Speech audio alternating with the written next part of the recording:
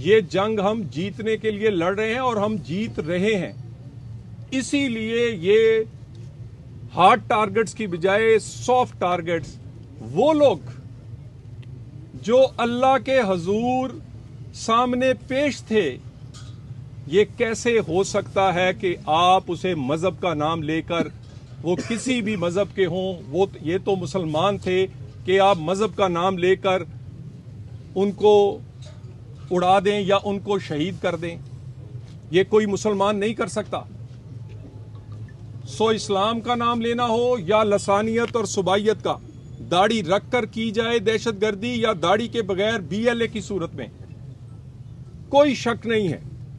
ہم نے بہت سارے شواہد ہمسایہ ممالک اور دنیا کو دیے ہیں کہ یہ سپانسرڈ بائی انڈیا ہے، اور اس کی میں سپانسرشپ 3 گنا، ہمارے پاس شواہد ہے کہ 3 گنا انویسٹمنٹ انڈیا نے بڑھائی ہے.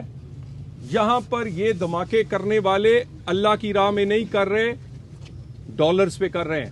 کتنے لوگ مارے جائیں گے، شہید ہوں گے، اتنے پیسے ملتے ہیں. ایک BLA کا ہو یا TTP اور دوسرے کا، ڈالرز میں تنخواہ جو ہے ان کو دی جاتی ہے، اور ان کے ہائیڈ آؤٹس،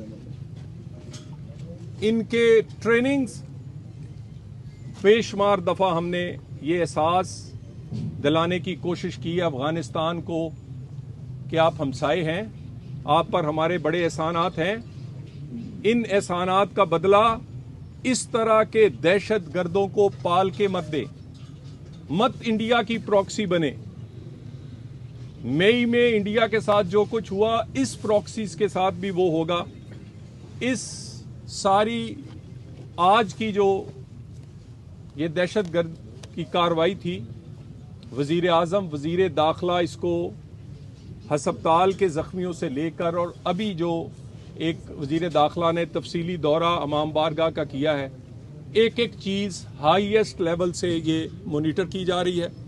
بہت ساری معلومات فی الحال اس لیے نہیں دی جا سکتی کیونکہ انویسٹیگیشن اور ان کے پچھلوں تک پہنچا جا رہا ہے، اور یہ 72 گھنٹے میں ہم تفصیلی رپورٹ ان تمام ہینڈلرز اور اس میں جو بھی انوالو ہیں وہ وزارت داخلہ وزیر اعظم کے حکم پر دے گا. Thank you very much.